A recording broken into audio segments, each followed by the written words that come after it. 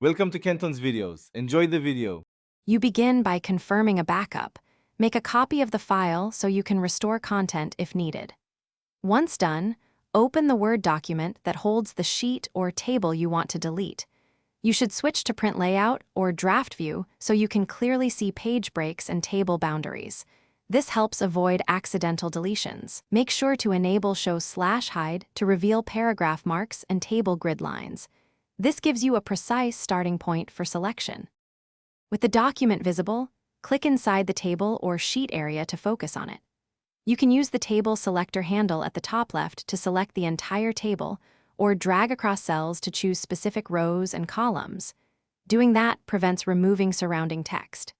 If you have multiple discrete tables to delete, use Ctrl+click to add selections, or select full sections by grabbing headings and adjacent paragraphs. This step ensures you target only unwanted content.